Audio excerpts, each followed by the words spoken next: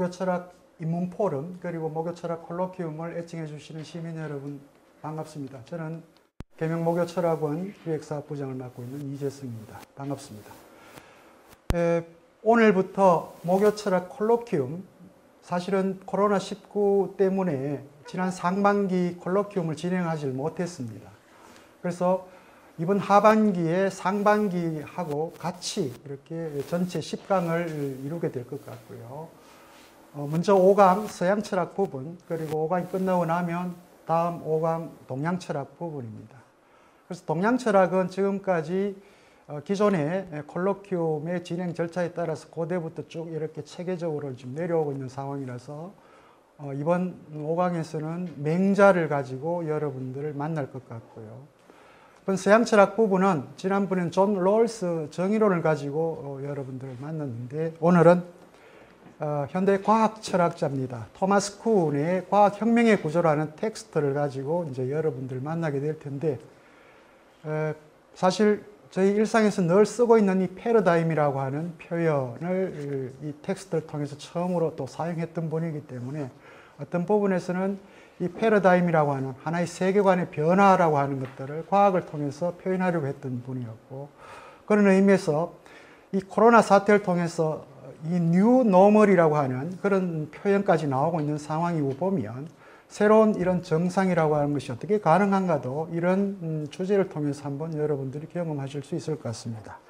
먼저 오늘 목요철학 콜로퀴움이 진행되기 전에 저희 계명목요철학원의 백성균 원장님께서 나오셔서 여러분들에게 먼저 인사 말씀 드리도록 하겠습니다. 반갑습니다.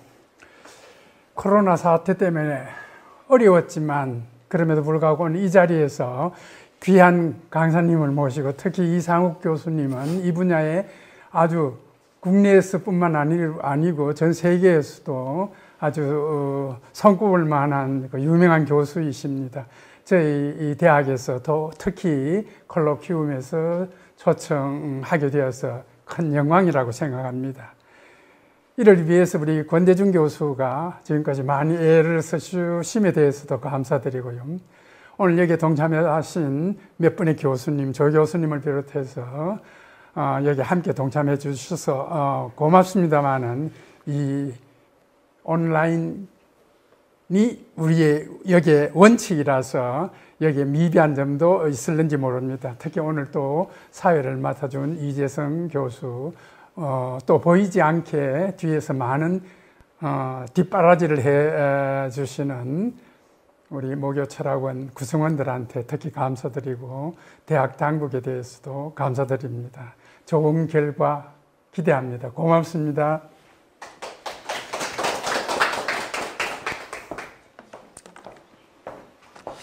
아마 시민 여러분들은 목요철학 입문 포럼, 제가 정확하게는 지금 기억을 못하는데 748회 정도 되나요? 그때 코페르니쿠스를 통해서 아마 만나게 될 텐데 오늘 미리 여러분들 강의자 선생님을 만나실 것 같습니다. 먼저 오늘 강연해 주실 이상욱 교수님을 짧게 여러분들에게 소개를 드리도록 하겠습니다. 서울대학교 물리학과를 졸업하셨고요. 대학원을 마치신 후에 런던 정경대학교로 유학을 가셔서 거기서 철학 박사 학위를 취득하셨습니다. 현재 유네스코 과학기술윤리위원회 위원을 역임하고 계시고요. 유네스코 인공지능 윤리권고안 작성 전문가위원회 위원으로 또 활동을 하고 계십니다. 그리고 과학기술정통부 정밀의료기술 기술영향평가 전문가위원회 위원장을 또 맡고 계십니다. 주요 저서로는 과학은 이것을 상상력이라고 한다. 2019년 작년에 나왔고요. 포스트 휴먼이 몰려온다. 아카네에서 올해 2020년에 공저로 나왔습니다. 그리고 인공지능의 윤리학이라고 하는 텍스트 2019년에 그 이외에 또 다수의 논문을 갖고 계십니다. 기타 수상 내역으로는 아마 그 철학 박사 학위를 받으셨던 런던 정경대학교의 로버트 맥킨지라고 하는 분이 계시는 것 같은데 그분을 기념하는 상입니다. 맥킨지 상을 2002년에 또 수상하셨습니다. 오늘 강연해 주실 이상욱 교수님을 여러분들한테 소개를 드리겠습니다. 큰 환영의 박수 부탁드립니다.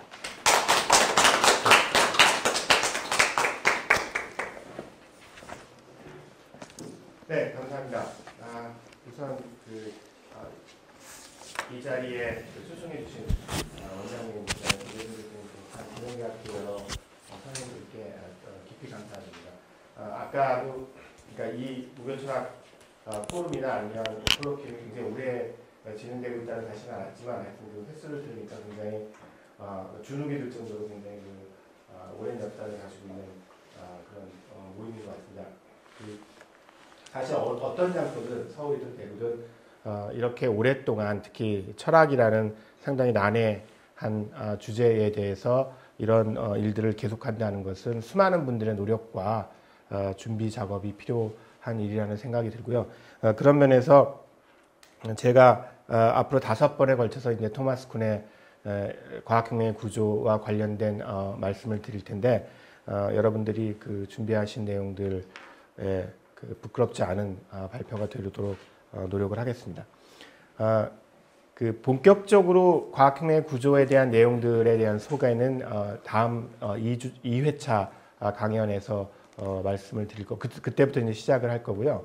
전체 구조는 이제 이런 방식으로 진행을 하려고 합니다. 그러니까 오늘 첫 번째는 제가 여기 제목에 썼지만 구조 이전의 과학 철학. 그러니까 그 토마스 쿤 혼자서 그런 일을 한 건 아니지만 학계의 공통된 견해는 토마스 쿤을 비롯한 일련의 학자들이 1960년대에 그 영미 과학 철학을 완전히 바꿔놓았다 하는 데에는 논란의 여지가 없습니다. 이제 토마스 쿤 이 필두로 그 밖에 이제 여러 라카토슈라든가 파이아벤트라든가 그런 여러 사람들의 툴민 이런 사람들이 등장했고 그래서 그 과학 철학 교과서를 한 70년을 기점으로 그 이전에 쓰였던 교과서와 그 이후에 쓰여진 교과서를 보시면 엄청난 차이가 있을 정도입니다. 그래서 되게 그 과학 철학의 그런 변화를 역사적 전환이라고 히스토리컬 턴이라고 얘기를 많이 하는데요. 그러니까 그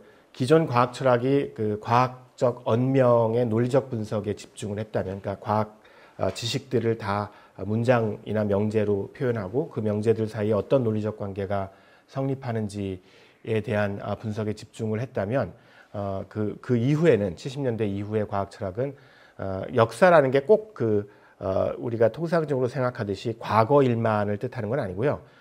그걸 또 다른 말로 실천적 전환이라고도 하거든요. 프랙티컬 턴이라고 무슨 뜻이냐면 실제 과학이 어떻게 연구되어 왔었는지, 그러니까 나중에 정리된 역사가 아니라 정말로 예를 들어서 16세기, 17세기, 18세기의 문헌들을 고증학적으로 정확하게 실증해서 그 당시 과학자들이 어떤 주제로 어떤 방식으로 연구를 해왔고 어떻게 지식을 만들었는지 그것을 탐색을 하고 그것에 입각해서 그러면 과학적 연구 방법론이 어떠해야 되는지 혹은 과학적 세계관이 어떠해야 되는지에 대한 과학철학적 탐구를 하는 작업들, 그것은 당연히 현대과학철학에서도 이제 연장이 돼서 가령 20세기 혹은 21세기 과학자들이 어떻게 연구하는지를 구체적으로 탐색하는 그런 작업들로 이제 과학철학의 연구 경향 자체가 바뀐 겁니다. 다음 회부터 훨씬 자세하게 말씀드리겠지만 아까 그 사회자분께서 소개하셨듯이 그 패러다임이라는 개념이 왜 자연스럽게 나오냐면 실제로 그 역사적 전환 이전까지의 과학 철학자들은 물론 각 시대마다 과학자들이 조금씩 다르게 연구하고 다양한 이론들을 제기하고 그랬지만 본질적으로 예를 들어서 과학의 근원이라고 흔히 얘기하는 고대 그리스 시대 때부터 과학이 어떠해야 되고 과학 지식은 어떠해야 되고 과학은 어떻게 연구해야 되고가 이렇게 일관된 방식으로 다만 이제 그 지식의 축적량이 다르다고 생각을 하는 거죠. 고대는 이제 잘 몰랐던 게 너무 많고 틀린 얘기를 너무 많이 했는데 그게 중세가 되면 좀 낮아지고 근대가 되면 훨씬 낮아지고 그리고 19세기, 20세기부터 점점 과학 지식이 축적되는 그걸 이제 일반적으로 직선적 그 지식 축적 모형이라고 얘기하는데요. 그런 방식으로 과학 연구가 이루어지고 과학 지식이 축적되었다고 생각을 했던 데 비해서 쿤을 필두로 한 여러 그 당시로는 이제 새로운 과학 철학이죠. 새로운 과학 철학자들이 등장을 하면서 강조했던 것은 실제 예전 과학자들의 연구 내용들을 살펴보면 아까 말씀하셨듯이 우리랑 패러다임이 달랐다. 그 말은 뭐냐면 그 당시에 과학자들이 탐구할 만한 가치 있는 문제라고 생각했던 것도 달랐고 그 다음에 어떤 것이 정답이라고 간주될 수 있는지에 대한 생각도 달랐고 그러니까 당연히 그걸 통해서 연구 결과를 통해서 얻어낸 과학 지식의 성격도 지금 현재 우리가 익숙한 패러다임에서 생각하는 것과 상당히 달랐다 하는 점을 이제 그 역사학 연구, 그러니까 그 과학사 연구를 통해서 밝혀내고 그것에 입각해서 그러면 과학 지식의 본성이나 과학 연구 방법론이 어떻게 이해되어야 될 것인가에 대한 철학적 탐색을 이어갔다고 볼 수가 있습니다. 그래서 그런 흐름들의 변화 이후에 과학 철학은 확실히 달라져서 제가 사실은 이제 학부 다닐 때나 대학원 초기 다닐 때만 해도 이런 쿤을 비롯한 역사적 과학 철학에 대해서 좀 저항하는 움직임이 조금은 있었습니다. 근데 사실은 대충 한 2000년대 정도가 돼부터는 일종의 비유적으로 얘기하자면 과학 철학 내에서도 패러다임 전환이 완전하게 이루어져서요. 이제는 더 이상 가령 제가 학부 때나 대학원 때는 쿤의 논의에 대해서 굉장히 비판적인 그건 사실은 이렇게 좀 한때의 그 유행에 불과하다고 주장하시는 분들도 조금은 있었는데 지금은 사실은 뭐 모든 과학철학 교과서 자체가 쿤의 논의를 기반으로 그러니까 어떻게 보면 쿤의 논의가 이제 역사가 된 거죠. 그렇게 되고 그 이후에 좀 더 다른 방향의 발전들이 있습니다. 그게 이제 어떤 건지는 제가 조금 이따가 말씀을 드릴 텐데요. 그래서 그런 전체적인 흐름 내에서 이제 과학혁명의 구조를 이해할 필요가 있는데 즉 그만큼 과학 철학이라는 학문 분야의 패러다임 전환을 이끌어낸 그런 어떤 책 중에 하나였다. 뭐 혼자 한 건 아니지만 어쨌든 쿤이 굉장히 결정적인 역할을 한 거죠. 그런데 제가 그런 구조에 대한 그 강의를 하면서 왜 구태여 구조 이전의 과학 철학에 대한 논의부터 시작을 하냐면 그 이유가 있습니다. 그 이유가 뭐냐면 그 제가 좀 이따 소개해드리겠지만 쿤이 과학 철학자로서 제대로 훈련받아 본 적이 한 번도 없어요. 그래서 쿤은 자신이 공격하는 과학 철학을 약간 의도적은 전혀 아니고요. 약간은 허수아비 공격을 한 부분들이 있습니다. 왜냐하면 실제로 과학 철학 연구를 대학원이나 이런 수준에서 아주 꼼꼼하게 공부를 하고 그거에 근거해서 이후 과학 철학 논의를 한 게 아니라 쿤은 아주 간단한 그 근거만 대어드리게 쿤이 가지고 있는 박사학위가 딱 하나밖에 없는데요. 뭘 것 같습니까? 물리학 박사학위밖에 없어요. 쿤은 철학 박사학위도 없고 역사학 박사학위도 없어요. 철학하고 역사학은 다 독학을 했습니다.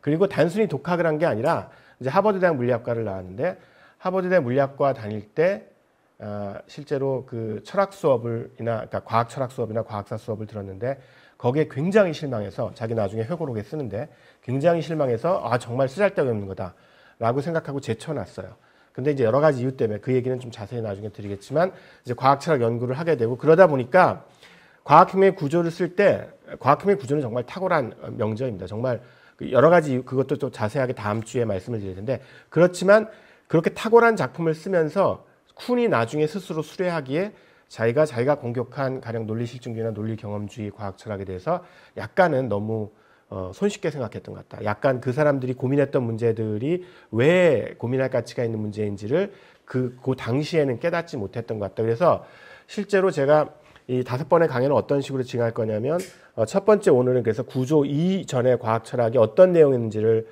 소개해드리고 그래서 예를 들어서 쿤의 문제의식이 어떤 것을 타겟을 잡고 있는지 근데 쿤이 어떤 점들은 좀 놓치고 있는지 구조에서 그 말씀을 드리고 그 다음에 그 두 번째, 세 번째, 네 번째에서는 과학혁명의 구조 자체를 집중적으로 탐색을 하고요. 그 다음에 그 마지막 강연에서는 쿤이 사실은 이제 유고작으로 그러니까 죽은 다음에 낸 논문 모음집이 있는데요. 그 논문 모음집 제목이 굉장히 의미심장합니다. 구조 이후의 여정이라는 The Road Since Structure라고 하는 책인데요. 그 책을 보면 그러니까 그 쿤이 구조를 쓴 다음에 본격적으로 과학철학 연구를 이게 무슨 뜻이냐면 그 과학철학의 기존의 문헌들을 좀 더 꼼꼼하게 읽고 거기서 다루었던 문제들을 본격적으로 이렇게 다루기 시작하면서 자기가 구조에서 제시했던 어떤 그 과학 철학적 견해의 부족한 점들을 하나하나씩 메우는 작업들을 수행을 합니다. 근데 그거를 완결하지 못하고 죽었어요. 사실은 자기 프로젝트를 철학적 프로젝트를 완결하지 못하고 죽었는데 그 부분들, 그래서 구조 이후에 쿤의 과학 철학이 어떻게 전개됐는지, 그리고 구조 이후에 전체 영미 과학 철학계가 어떻게 전개됐는지 그 부분을 이제 5번째 강의에서 다룰 겁니다. 그래서 오늘은 그런 맥락에서 구조 이전의 과학 철학을 다룰 건데요. 자, 여기서 보이는 이 그림이 그 구조 이전의 과학 철학에서 굉장히 중요한 장소입니다. 저희가 이제 빈에 있는 센트럴 카페, 아마 가보신 분들도 계실 텐데요.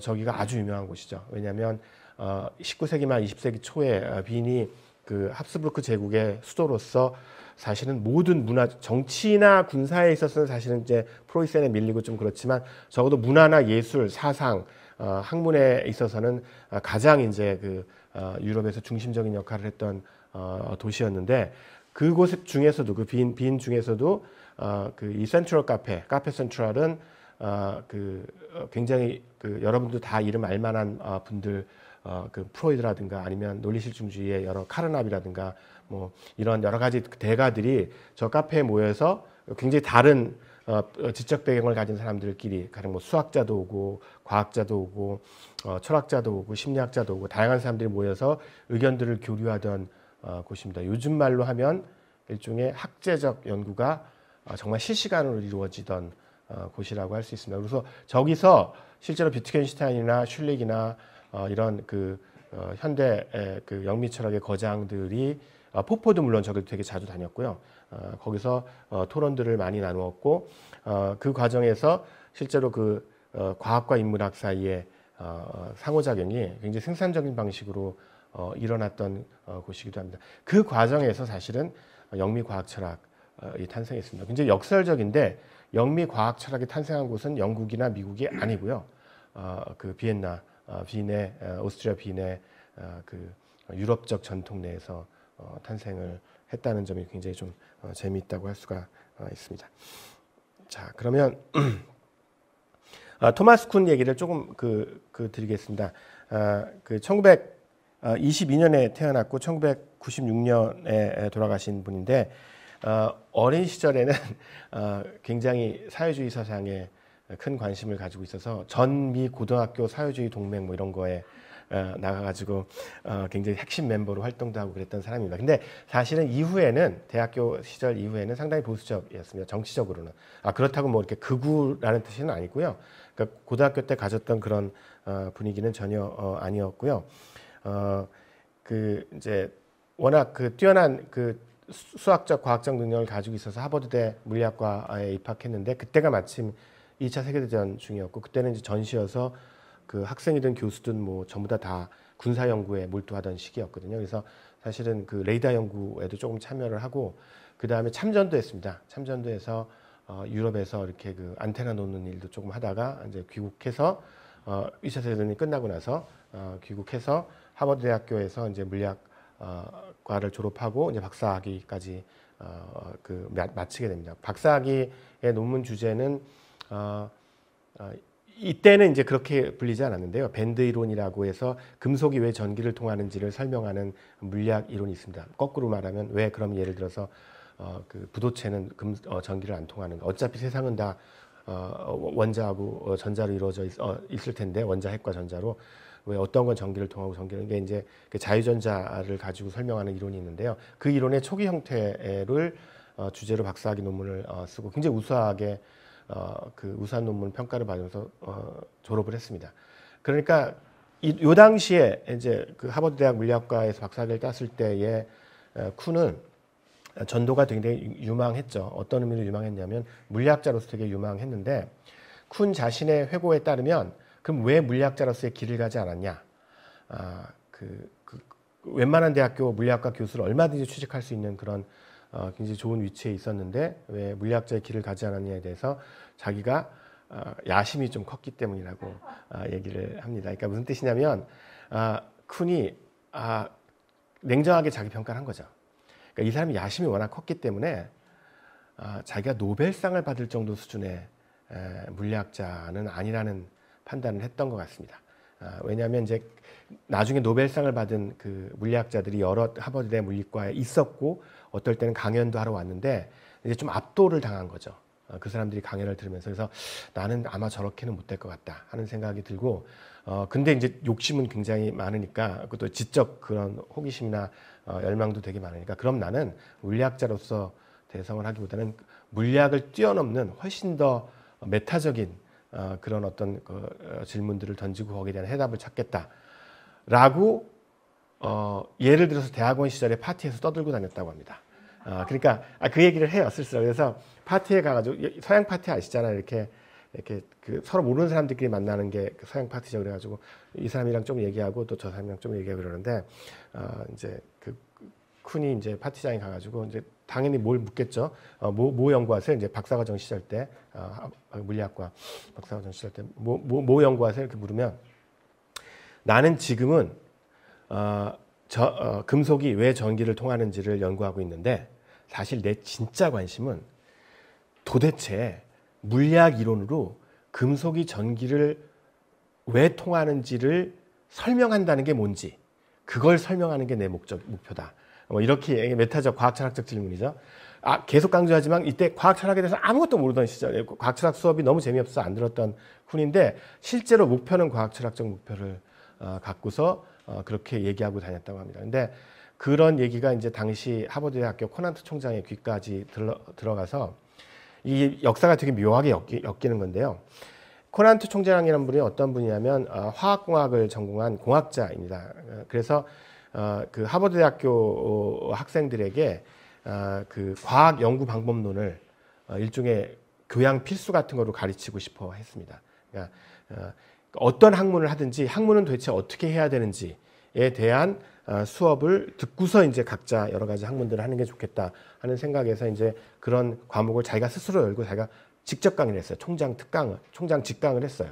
근데 이제 총장이니까 자기가 수업은 어떻게 하겠지만 그 수업 내용을 준비하는 것까지는 할 수가 없잖아요. 그래서 그 하버드 대학교는 돈이 워낙 많다 보니까 굉장히 훌륭한 제도가 있는데, 하버드 펠로우라는 게 있습니다. 그게 뭐냐면 포닥은 포닥인데 너무 조건이 좋은 포닥이에요. 그러니까 그냥 사람한테 주는 포닥이에요. 그러니까 무슨 연구 프로포저를 쓰거나 이런 게 아니라 그냥 똑똑한 사람을 분야별로 뽑아가지고, 철학에서 심리학에서 물리학에서 화학에서 이렇게 해서 뽑아가지고 굉장히 다양한 분야에서 뽑습니다. 그래서 10명을 5년 동안 아무 조건 없이 그냥 그 하버드에 머물면서 유일한 조건은 이제 점심 저녁 때 만나가지고 서로 이렇게 학제적인 논의를 하게, 그런 조건 하에서 그 연구하도록 하는 그런 좋은 프로그램이 있는데, 코난트 총장이 쿤한테 너 그러면 하버드 펠로우 해라. 그러면서 펠로우 하면서 내 수업을 조금 그 준비를 도와줘라. 그렇게 된 겁니다.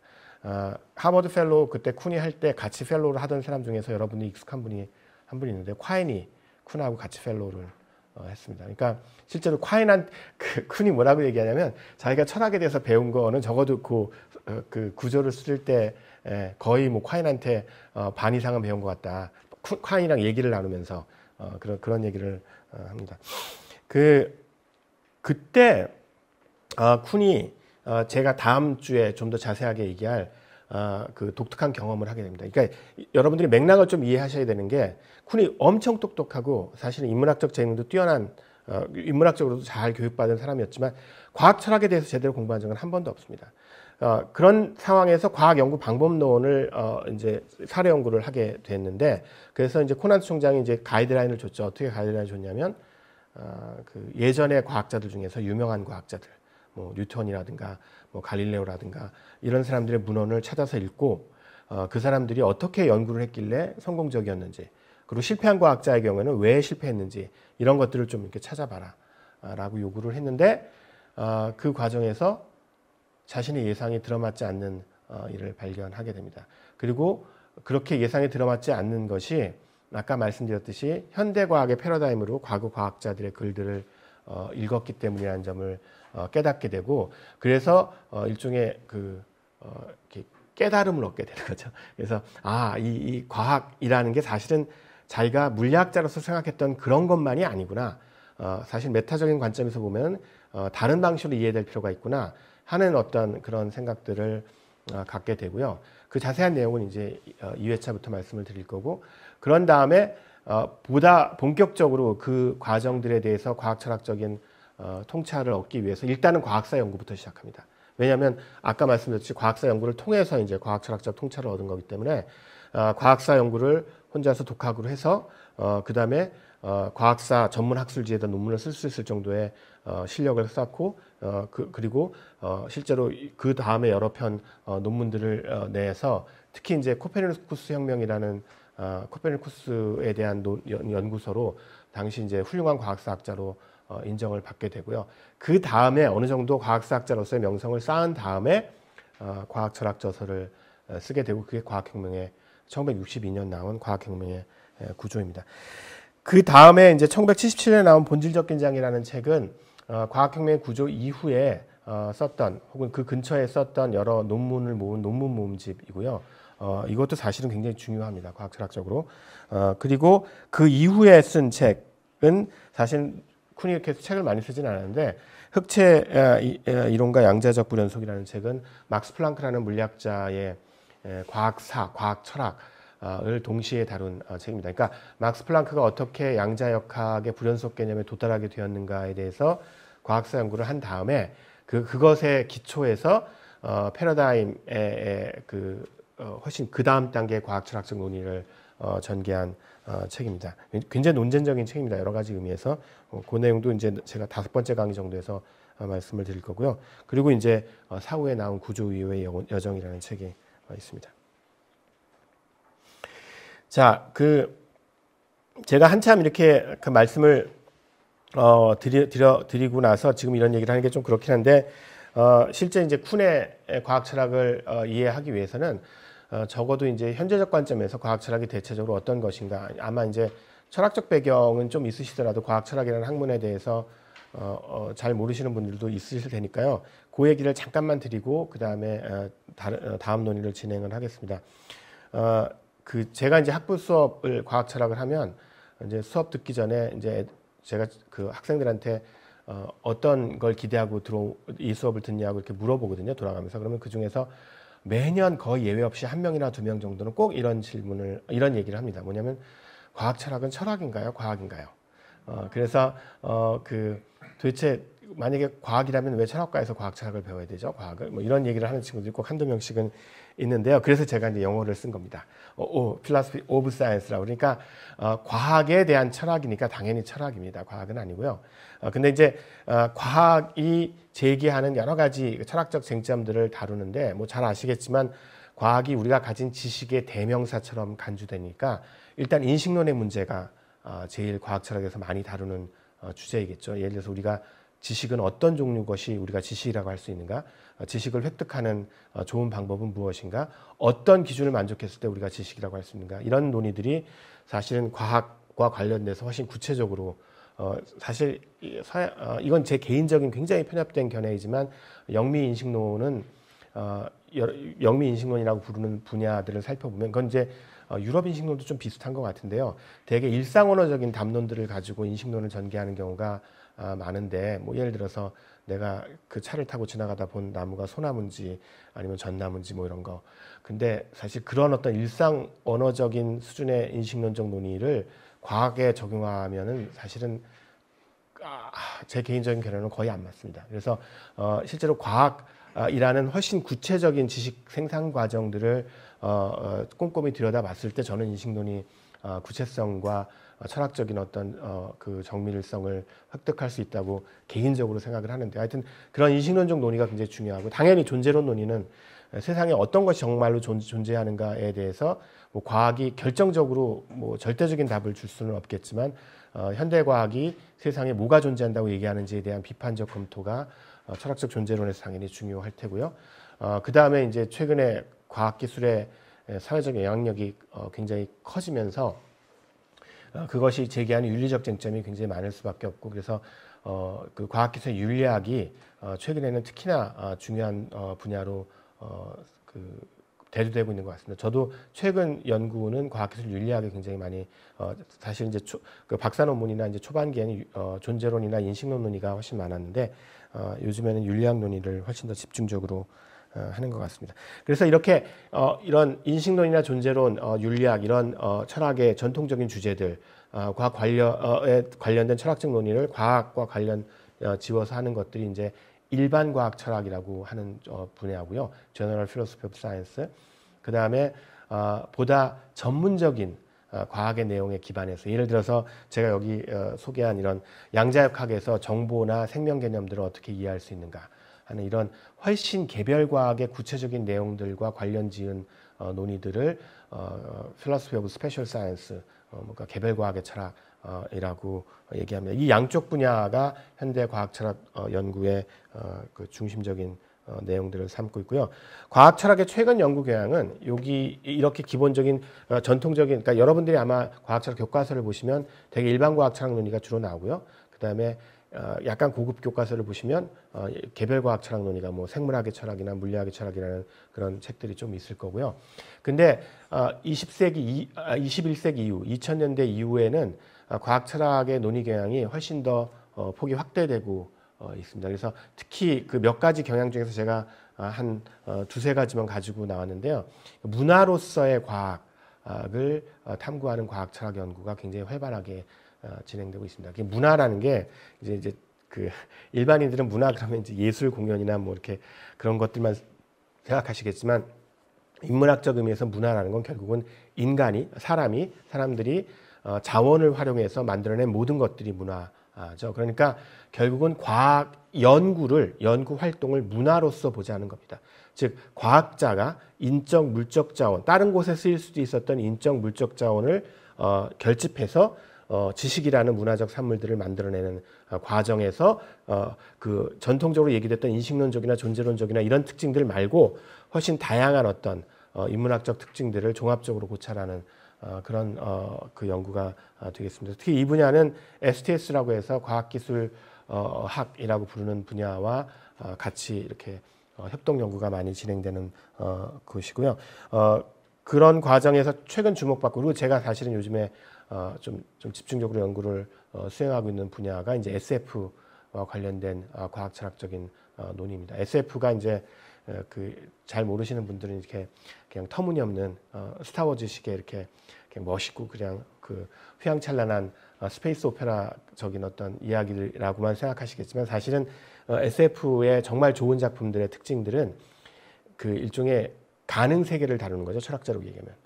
그러니까 우리 세계에는 현실적으로 존재하는 세계인데 실제로 존재하는 세계는 아니지만 과학의 흐름이나 역사적 전개 과정을 볼 때 충분히 존재할 수도 있었던, 가령 어떤 과학의 결정적인 상황에서 다른 연구가 이루어지거나 다른 결과가 나왔을 때, 그렇지만 거기서도 여전히 인간의 본성은 여전히 남아 있고요. 그러니까 우리가 가능 세계 얘기할 때 항상 그게 어렵잖아요. 어떤 것들은 보존하고 어떤 것들은 변화시켜야 되는데, 그러니까 주로 과학기술과 관련된 부분들을 변화시키고 나머지 부분들은 어느 정도 유지를 시켰을 때, 근데 그것들이 어떻게 새로운 이렇게 얼터너티브한 대안적인 과학기술과 상호작용하면서 가령 우리의 제도라든가 사회, 문화, 관습, 직관 이런 것들이 바뀔 것인가를 탐색하는 겁니다. 그런 면에서 볼 때 사실은 제 개인적 생각으로는 과학소설은 일종의 철학적 사고 실험입니다. 과학기술과 관련된. 그래서 훌륭한 작품들은 정말 기가 막힌 작품들이 많아요. 그리고 철학적으로 굉장히 흥미로운 그런 주제들을 끌어낼 수 있는 작품도 많고요. 제가 개인적으로 좋아하는 베가스 인 스페인이라는 스페인의 거지라는 작품 또 그거의 대표작인데요. 그리고 이제 또 다른 하나의 과학 철학의 최근 경향은 제도로서의 과학을 집중적으로 논의하는 겁니다. 그러니까 무슨 뜻이냐면 이건 이제 하나의 예를 들면 쉽게 이해가 되실 텐데요. 우리가 인류 역사 시대를 고정시켜 놨을 때 인류 역사 시대에 과학 연구를 전업으로 하는 사람들, 혹은 적어도 과학 연구를 집중적으로 하는 사람들을 과학자라고 규정하고 이렇게 취미 생활로 조금 하는 게 아니라, 그러면 역사적으로 존재했던 모든 과학자의 적어도 절반 이상이 지금 살아 있습니다. 그게 무슨 뜻이냐면 과학자의 숫자가 한 19세기 말을 기점으로 폭발적으로 증가합니다. 물론 전체 인구도 증가하죠. 근데 전체 인구에서 과학자가 차지하는 비중이 어마무시하게 증가합니다. 그러니까 이렇게 생각하시면 돼요. 19세기 이전까지는 과학 연구를 해서 자기가 밥을 먹고 살 수 있는 사람들은 거의 없었습니다. 대개의 과학자들은 다른 대개는 자기가 부자이거나 아니면 부유한 사람들의 후원을 받아서 과학 연구를 하는 사람들이었고요. 실제로 우리가 지금 익숙한 연구소에서 뭐 수천 명, 수만 명의 과학자가 과학 연구를 하는 것 가지고서 이제 밥을 먹고 살 수 있는 그런 시대는 사실은 굉장히 인류 역사에서 드문 시기거든요. 그럼 이런 제도적 변화가 과학 연구의 방향성이나 아니면 특징들에 영향을 끼치지 않았을 리가 없죠. 인식론적으로, 존재론적으로. 그래서 이런 제도적 특징들이 과학 철학적인 어떤 의미를 갖는가 하는 것도 사실은 굉장히 중요한 연구 주제입니다. 자, 이 정도 하고서 이제 그 20세기 초에 과학 철학이 처음 태동되던 시기로 돌아가 보겠습니다. 아까 말씀드렸던 그런 카페 센트랄의 비엔나 비인입니다. 그 복잡한 얘기들이 되게 많은데 제가 그냥 여기 그 파워포인트는 좀 자세하게 다뤘으니까 좀 굵직굵직한 그런 점들만 좀 짚고 넘어가겠습니다. 벌써 상당히 시간을 많이 썼기 때문에 빨리 가야 될 것 같은데요. 조금 못하면 이거는 되게 중요한 내용이기 때문에 다음 회차로 넘길 수도 있겠지만 하여튼 최대한 빨리 진행을 해보겠습니다.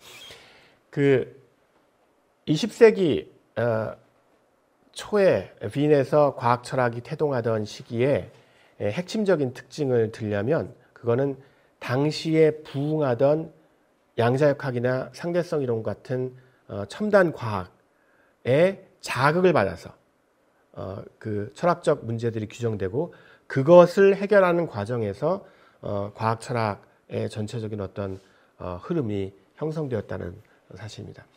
구체적인 예를 들면 이게 이제 어린 시절의 아인슈타인입니다. 귀엽게 생겼죠.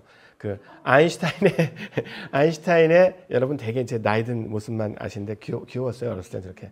근데 그 아인슈타인의 상대성 이론이 기존의 칸트주의에 대한 표준적 해석에 당연히 결정타를 날렸죠. 왜냐하면 칸트가 그 선언적 직관으로서 그 고정불변한 진리라고 생각했던 시공간에 대해서 실제로 우리가 사는 시공간이 유클리드 시공간이 아니고 리만이던가 로바셉스키, 그러니까 휘어진 시공간이라는 그 이론을 제시했고 그게 결국 경험적으로 확증이 됐기 때문에 결국은 거기에 대해서 당시 유럽 철학자들은 다양한 방식으로 칸트주의를 수정하거나 아니면 보완하거나 그렇게 대응을 하게 됩니다. 대표적인 게 이제 마르부르크 스쿨로 알려진 신칸트 학파인데요. 신칸트 학파는 칸트의 그런 선험적 직관성은 보존하되 이제 경험적으로 틀린 것으로 이제 판명이 난 그 뉴턴 역학이라든가 그 유클리드 계약의 그 선험성은 이제 포기를 하는 그런 방식으로 그러니까 칸트의 핵심은 그대로 살리되 이제 경험적 과학적 이론에 의해서 틀린 것으로 판명된 부분들이 적당하게 이렇게 그 제거를 하는 그런 방식으로 이제 신칸트주의에서는 대응을 했다면 여기에 본격적으로 좀 더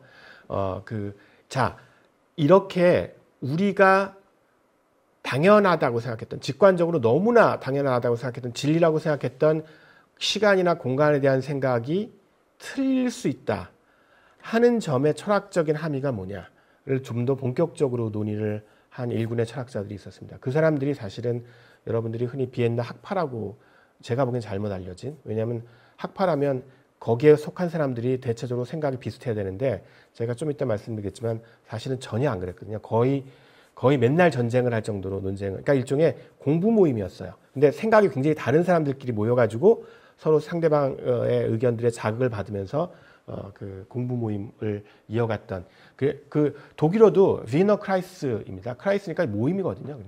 그래서 영어로 비엔나 서클이라고 번역을 하는 거거든요. 근데 그게 우리나라 이상하게 학파로 번역이, 서클은 학파가 아니죠. 비엔나 스쿨이 아니거든요. 비엔나 서클이지. 그러니까 공부 모임이었어요. 그래서 제 1차 공부 모임이 있고 2차 공부 모임이 있었는데 그 1차 세계대전을 그 중간에 두고 하여튼 이 공부 모임의 특징은 이렇게 새롭게 등장하는 상대성 이론의 양자역학 같은 과학 이론의 어떻게 보면 도전이죠. 거기에 대해서 철학적으로 어떻게 대응을 할 것인가. 이 새로운 과학 이론이 철학적으로 어떻게 해명돼야 되고 우리의 인식론이나 존재론은 어떻게 바뀔 필요가 있을까? 뭐 이런 것들에 대한 고민들을 하는 공부 모임이었고 이 모임에서 당연히 공부 모임답게 여러 저작들을 읽었는데 제일 꼼꼼하게 읽은 게 일단 휴움, 영국 경험론들을 많이 읽었고요. 초반기에는. 그 다음에 물론 카시러 같은 신칸트주의자 문헌도 많이 다 남아 있습니다. 어떤 책들을 읽었는지. 그렇게 읽었고 그 다음에 마흐를 많이 읽었습니다. 그러니까 결국은 우리가 과학 이론이라는 게 감각들을 구조화시켜서 그것들을 잘 활용할 수 있게 만드는 하나의 시스템이다. 그러니까 그것 자체가 참이라고 생각해서는 안 된다. 그건 하나의 이제 허구적 도구다라는 생각에 상당한 정도의 근데 물론 그 견해를 완전히 받아들이진 않았어요. 그렇지만 과학 이론이 가지는 하나의 구조적 특징에 그러니까 과학 개념들이 서로 어떻게 관련을 맺고 그 관련성들을 어떻게 분석함으로써 그 과학 이론을 설명하거나 이해하는 게 중요하다 하는 생각들이 그 비엔나 모임의 학자들 특히 카르납에게 굉장히 깊이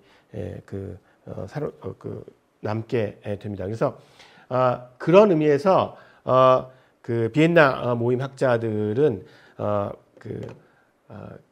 과학 이론의 그 당시 발행하던 과학 이론에 대해서 철학적으로 그것들을 수용하거나 아니면 설명하려는 그런 어떤 방식으로 진행했고 그 내부에서는 굉장한 의견 차이가 있었습니다. 아까 말씀드렸듯이 가령 원래 그 비엔나 모임을 이끌었던 사람은 슐릭이 아니라 그 노이라트라는 사람인데 노이라트는 그 비엔나 모임 자체는 역시 아까 말씀드렸던 방식으로 굉장히 학제적이었습니다. 거기 참여했던 사람 중에 수학자도 있었고 물리학자도 있었고 그다음에 철학자도 있었고 뭐 굉장히 다양한 근데 그 노이라트는 경제학자예요. 일종의 얘기하면. 그러니까 경제학자란 말이 좀 어려운데 노이라트의 박사학위 논문은 전시 상황에서 군수 경제 있잖아요. 왜 이렇게 그 경제 활동을 마음대로 하게 하지 않고 이렇게 계획 경제 하에서 이렇게 하게 하는 그런 것이 어떤 경우에 그 성공적으로 작동하는가를 경제사적으로 연구한 논문을 박사학위를 받았던 사람입니다. 그러니까 일종의 사회과학자 출신입니다. 노이라트는.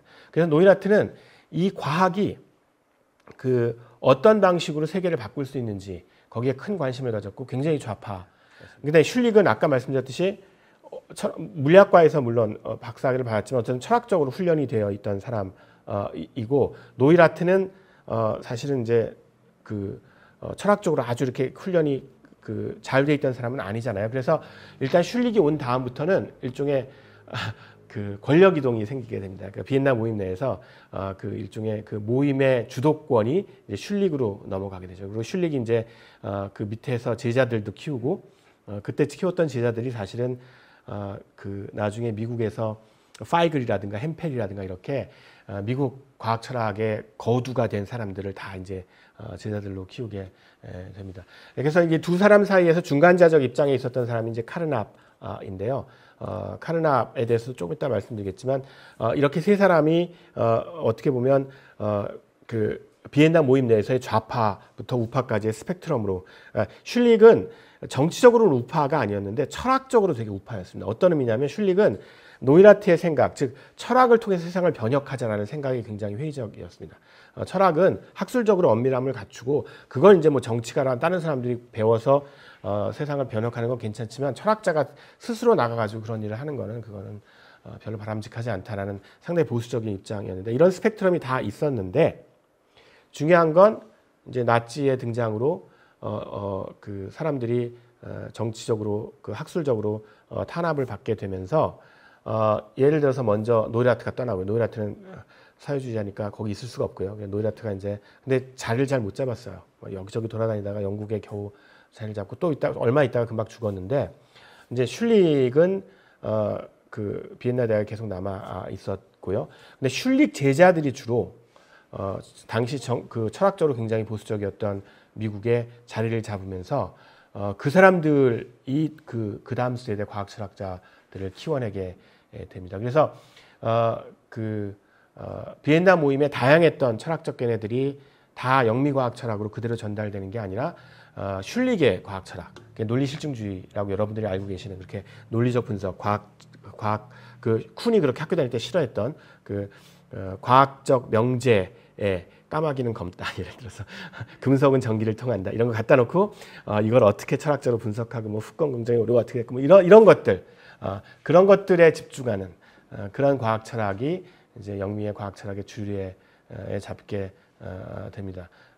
그리고 그렇지만 카르납 같은 사람은 사실은 이제 그 노이라트의 과학 철학, 특히 이제 노이라트의 배라는 굉장히 중요한 철학적 은유가 있는데 나중에 콰인도 사용하는 그런 거에 굉장히 호의적이었고 그런 과학 철학들을 어떻게든 이제 견제하고 싶었는데 사실은 이제 이 복잡한 얘기들이 이제 연구가 돼 있어요. 누군가 이거를 미국 과학 철학의 역사를 가지고 박사 논문을 썼어요. 한 10년 전쯤에 그랬는데 핵심은 뭐냐면 미국에서 당시에 이제 메카시즘 광풍이 불면서 어떤 형태로든지 좀 좌파적인 형태의 논의들, 그러니까 철학이 뭔가 이렇게 시대 참여적이고 사회 참여적이고 이런 것들에 대한 강한 이제 그 압박들이 들어와서 카르납이 자기의 견해들을 좀 이렇게 억누르게 됩니다. 그래서 그런 과정에서 보수적 과학 철학이 사실은 영미 과학 철학을 주도하게 되고요.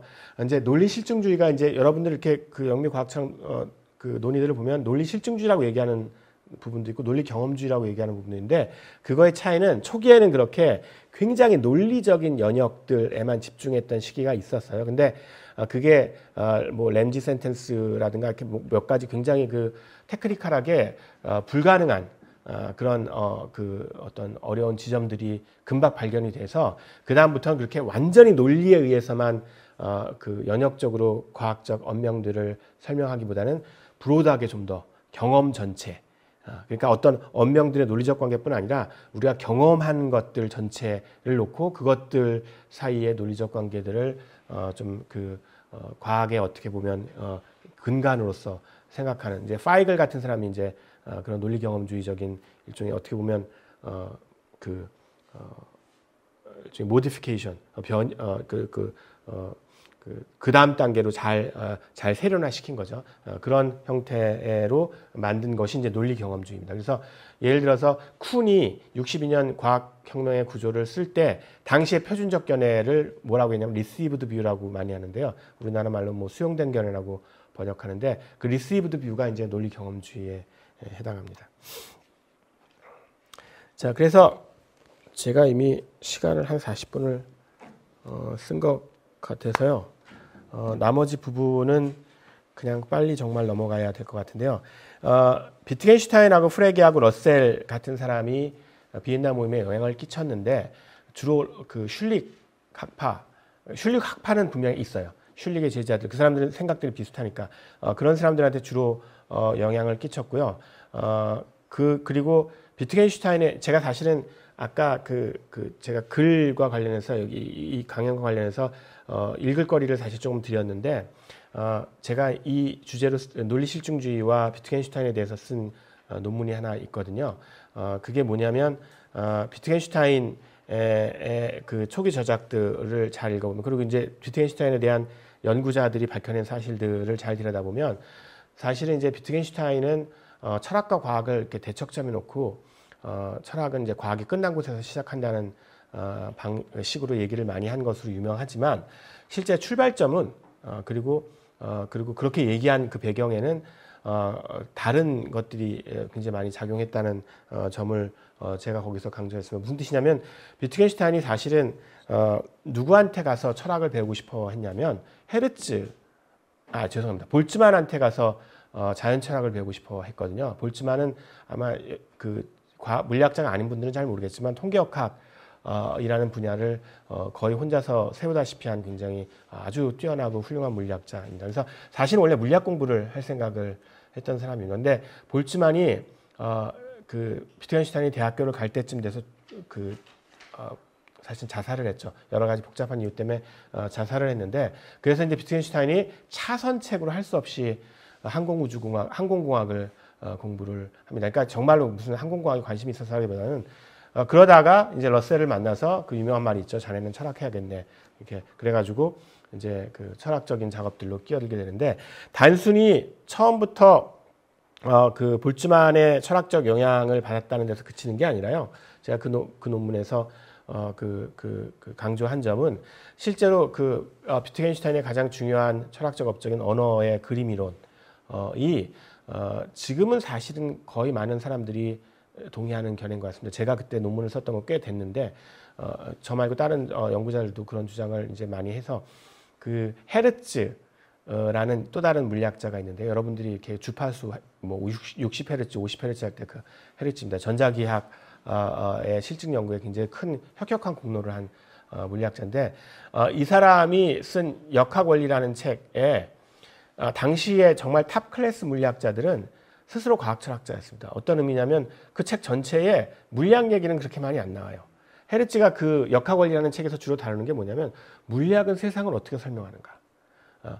예를 들어서 이런 걸 얘기해요. 물리학에서 미분 방정식을 많이 쓰는데 근데 세상은 원자로 구성되어 있으니까 원자는 띄엄띄엄 있잖아요. 그러니까 이렇게 띄엄띄엄 있는 세상을 미분 방정식이라는 연속적인 수학으로 서술하는 게 어떻게 가능한가? 과학 철학이죠, 완전히. 개별 과학 철학인데 그런 얘기들이 한참 나옵니다. 비트겐슈타인의 헤르츠 이 책을 엄청 꼼꼼하게 읽었다는 게 알려져 있습니다. 주석까지 달아가면서 아주 굉장히 꼼꼼하게 읽었고 그 다음에 비트겐슈타인이 어떻게 얘기했냐면 자기의 논리철학 논고를 영어로 번역하는 번역자한테 만약에 내 논고를 번역하다가 어떤 영어 번역 용어가 제일 적당할지 잘 모르겠으면 헤르츠 철학 원리 책의 영어 번역본을 찾아서 읽어라. 그걸 그대로 하면 된다라고 얘기했습니다. 왜 그렇게 얘기했냐면 사실은 이거는 좀 약간 강한 주장인데 제 생각에는 비트겐슈타인의 언어의 그림 이론이 헤르츠의 과학 이론의 모형 이론의 확장판입니다. 헤르츠가 뭐라고 얘기하냐면 물리학 이론이 세상을 어떻게 설명하는가? 그거는 물리학이 세상의 그림이다, 모델이다라고 얘기를 해요.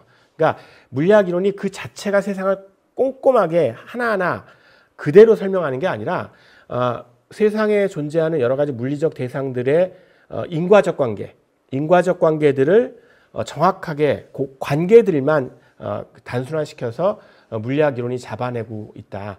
그것이 물리학 이론이 세상을 모형으로서 설명하는 방식이다라고 얘기를 합니다. 여러분, 비트겐슈타인의 언어의 그림 이론이 뭐죠?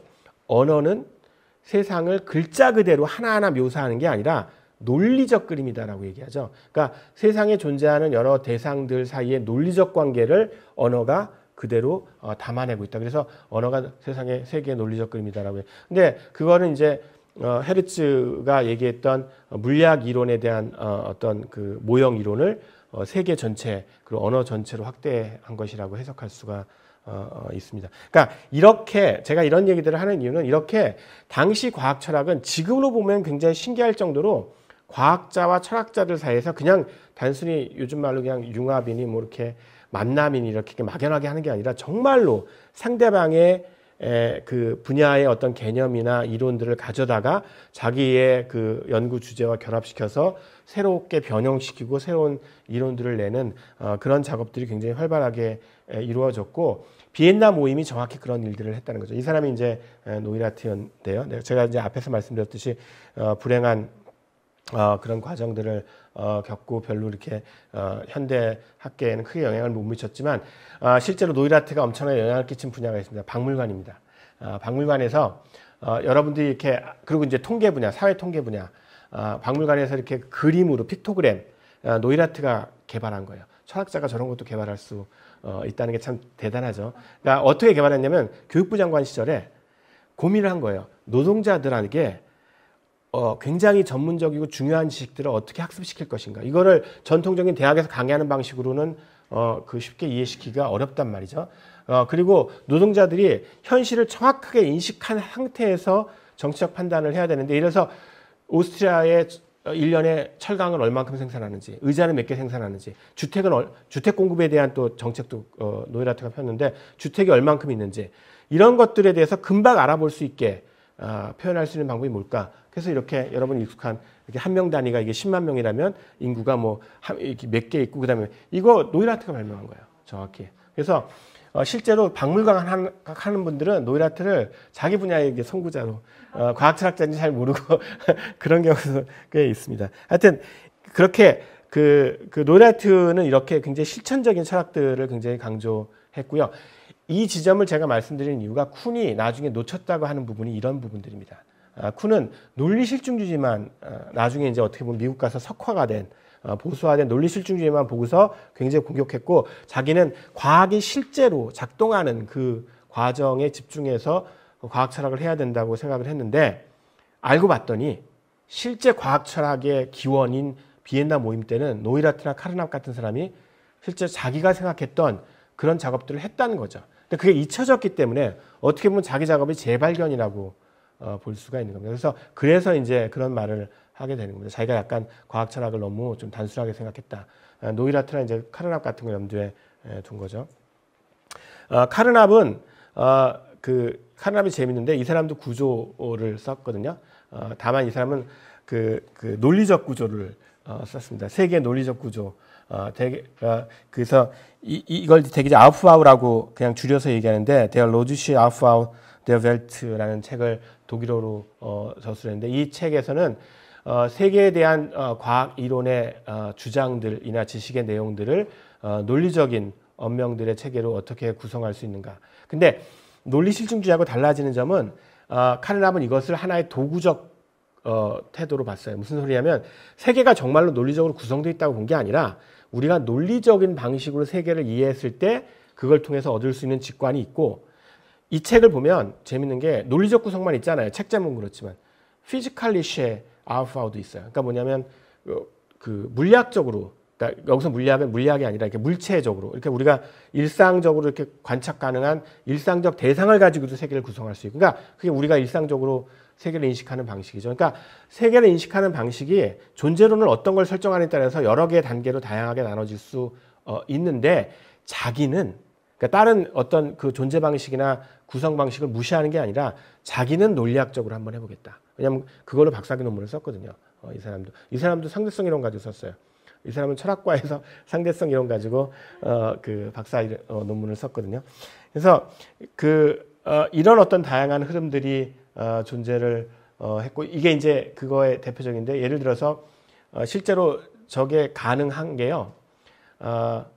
가령 우리나라의 그 고속철도 지도를 놓고서요, 그 고속철도 지도에 대한 정보를 언명으로 표현할 수도 있고 순전히 구조적 기술로도 표현할 수가 있거든요. 예를 들어서 뭐 어떤 한 도시를 대구 이렇게 지정하는 게 아니라 그 도시는 다른 도시와 7개의 연결점을 갖고 근데 7개의 연결점을 갖는 도시가 사실 대구 말고 다른 도시가 있을 수 있잖아요. 그러면 그걸 또 어떻게 분류하냐면 메타적 구조로 들어가면 분류가 되죠.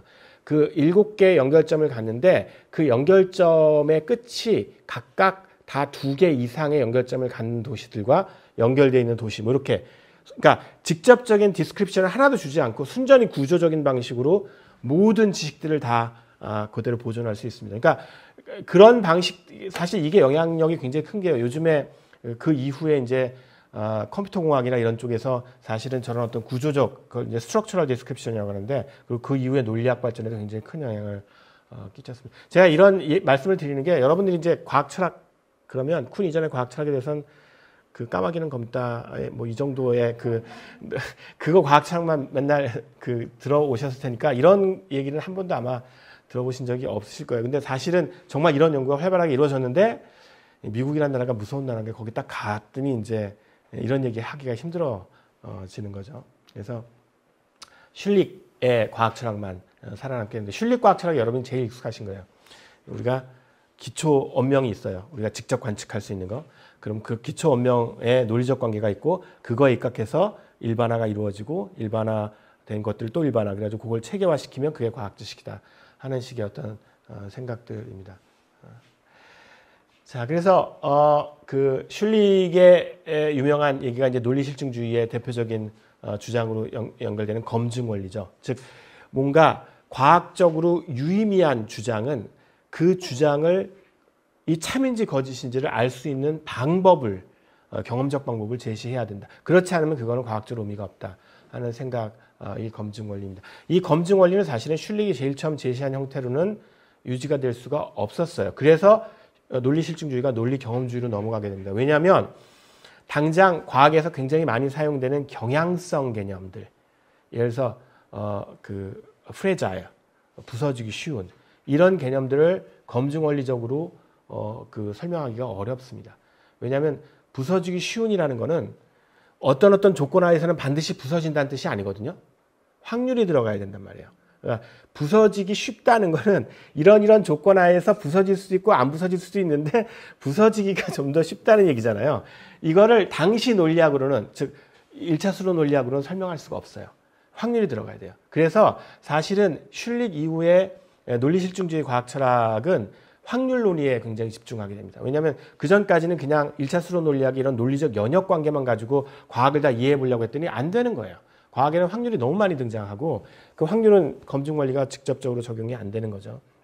그래서 제가 이제 대학원 시절에 배웠던 논리 경험주의 과학 철학은 주로 확률이나 디시전의 확률들을 도입하는 뭐 베이주주의 뭐 이런 것들 이 활발하게 논의되고 있습니다. 그래서 그 다음에 내용들은 이제 그 포포에 대한 얘기인데요. 사실 요 정도에서 끊고, 왜냐하면 사실은 포포 얘기는 쿠니의 구조에 관련된 얘기를 할 때 훨씬 더 이렇게 그 와닿는 방식으로 할 수가 있거든요. 그래서 요 정도만 좀 길어졌는데 죄송합니다. 여기서 끊고서 질문을 받는 시간을 갖도록 하겠습니다. 감사합니다.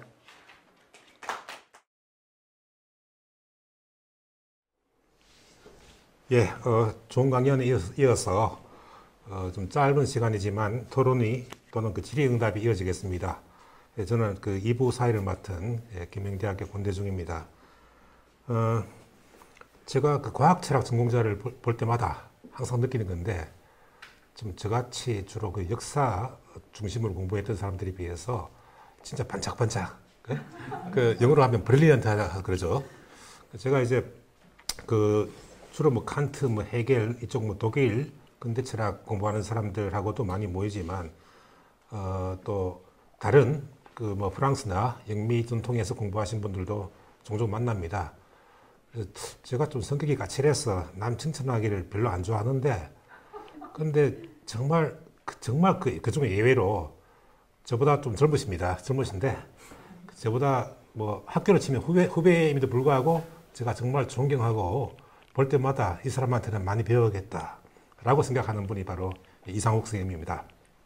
예, 그래서 뭐 제가 백승기 원장님께 좀 소개할 때 철학에 드물게 보이는 천재다, 그렇게까지 좀 제가 좀 그 광고를 했는데 오늘 역시 그 진면목을 볼 수 있었던 것 같습니다. 그래서 이 전체 이 강연이 5번으로 이루어져 있다 보니까 좀 그 회차에 맞는 질문이 되었으면 더 좋겠습니다. 그래서 뭐 궁금한 게 많을 겁니다. 쿤에 대해서도. 근데 쿤에 대한 질문은 그래도 다음 시간부터 본격적으로 좀 하시는 게 전체 우리가 청중들을 위해서 좋지 않은가, 그렇게 생각을 합니다. 아까 보니까 이 책이 그 과학혁명의 구조가 나온 게 1962년이었나요? 예. 제가 그 책을 처음 본 거는 1984년입니다. 대학 막 입학해서. 84년, 그러니까 제가 사본 건 아니고 경제학을 공부한 제 고등학교 친구가 같은 기숙사 살고 있었는데, 그 영어로 된 그 Structure of Scientific Revolution 하면서 이제 나한테 이거 보라 그러면서 이제 줬는데, 받아놓고 이제 뭐 서문 좀 읽다가 말았습니다. 이건 뭐야? 그때 이제 뭐 혁명하니까 괜히 그 단어 때문에 엉뚱하게 학생들이 좀 사서 본 적이 있는데, 아마 뭐 저와는 좀 다른 이유로 또 책을 덮었던 것 같아요. 그러다가 이제 한 10년쯤 된 것 같은데, 뭐 그때부터 EBS라든가 SBS 등등의 유독 이제 그 철학을 비롯한 인문학 강좌들이 많이 이제 방송이 됐습니다. 그때 이제 또 다른 분, 뭐 장아무개 교수님 이런 분들이 또 과학이 과연 세상을 설명해 줄 수 있는가? 그건 아니라고 본다 하면서 이제 그 패러다임 이야기를 함으로써 최근 들어서는 이제 이 패러다임의 전환으로서의 과학의 역사라고 하는 이 모델이 일반 청중들에게도 좀 알려져 있는 것 같지만, 역시 이 콜로퀴움의 공통 특징이 있죠. 다 들어서 알고 있는 책인데 사실 그 내용은 모르는 게 예, 여기서 이제 다뤄지고 있는 책들입니다. 그래서 그 오늘 바로 이제 과학혁명 구조 속으로 들어가지 않고 그 전에 이 쿤이 이제 그 과학 철학을 본격적으로 수립하고 또 개진할 수 있었던 그 지적인 배경에 대해서 설명해 주셨는데 그것도 정말 재밌었습니다. 그 위너 크라이스, 비엔나 모임이라고 하는데 이게 단순한 어떤 그런 모임이 아니었던 것 같아요. 제 지도 교수님께서 쓰신 책 중에 하나가 이제 그 죽은 철학자들의 카페라고 하는 책이 있는데 이건 그 당시에 살아있는 이제 여러 학자들의 카페였던 것 같습니다.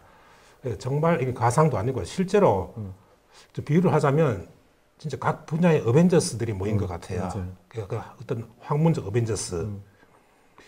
그래서 정말 이런 그룹이 이 대한민국에도 있으면 정말 좋겠다 싶은데 뭐 그나마 다행으로 어벤져스 중에 뭐 몇 명 역할은 이상욱 선생님께서 하실 것이기 때문에 우리가 지금 해야 될 과제가 있습니다. 이 5번의 강좌 동안 이분을 철저히 그 착취해서 이 고혈을 짜내서 우리가 좀 그 수고를 덜 들이고 이 과학 철학의 세계의 이 맛을 알면 됩니다. 예, 오늘 여러 가지 말씀해 주셨는데 일단 그 과학혁명의 구조 이전에 일반적으로 그 당시에 이제 과학과 이 철학의 관계가 어떤 방식으로 설정되고 또 과학에 대해서 일반 사람들이 그 발전 모델을 어떻게 인식하고 있었냐 그런 말씀을 해주셨는데 예상과는 달리 또 만만치 않았습니다. 뭐 카르납, 뭐 아인슈타인, 뭐 슐릭 등등 해서 이름은 들어봤지만 또 그 내용을 잘 모르는 분들 나왔는데 그래서 그 중심으로 해서 좀 쿤이 이제 직접 질문에 개입된다면 좀 간접적으로만 될 수 있도록 그렇게 질문해 주시면 아마 또 질문보다 더 훨씬 재미있는 답변이 있을 것 같습니다. 그 성적이 많지 않기 때문에 그 좀 발언권을 제가 많이 드릴 수 있을 것 같습니다. 네, 제가 그 마이크 받으시고. 예. 그냥 이렇게 하면 돼요. 네, 선생님 강의 잘 들었고 앞으로도 너무 기대가 많이 됩니다. 저는 오늘 이제 쿤에 대한 내용이 아닌 걸로 하려고 하니까 비엔나 서클의 그 문화에 대해서 좀 그 질문하고 싶어요.